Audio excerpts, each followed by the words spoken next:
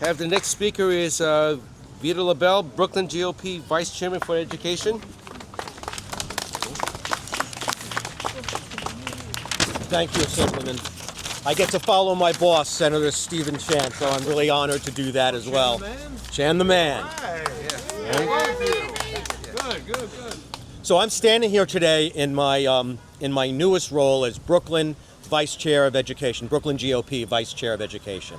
And even though the title is new, the gig isn't, right? I've been fighting this fight since I retired from the NYPD in 2017 to take on IS 187, Krista McAuliffe, the PTA there. I was president in 2017 of the PTA there. And that's when the former mayor decided to target gifted and talented programs and specialized high schools. And suddenly I found myself going from baking cookies with the PTA to becoming an education activist.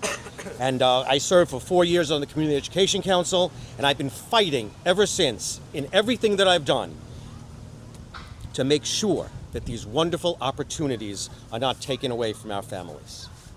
You know, back in 2018, when this progressive wave started to take over education, there was a very disturbing narrative that began to take hold.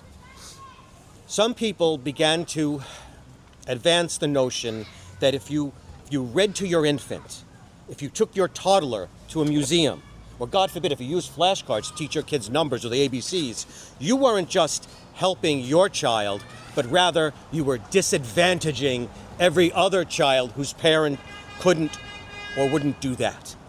And if those other children happened to be black or brown, not only that, but then you were suddenly part of a racist system. I'm going to be as nice as possible. That idea is just misguided. It's wrong. If you look at the results from the New York City exams, the federal exams that they give to all New York City kids, our kids are not meeting standards.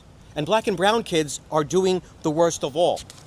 Ending these programs does nothing to help those kids do better.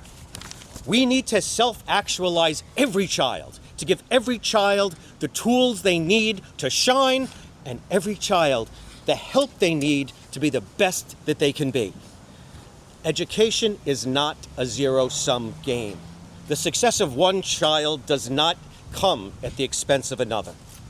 And public school enrollment in the last few years is already down. It's down by, I think, 100,000 since the pandemic. If we eliminate gifted and talented programs, specialized high schools, programs that parents want, they're going to vote with their feet. They're already leaving the city.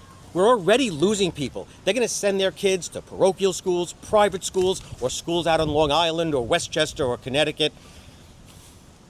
That's why it is so important that we support this legislation to expand the capacity for these programs that parents want, to meet the demand. Thank you very much. I want to thank the Assemblyman, thank the Senator for doing this. Thank you very much.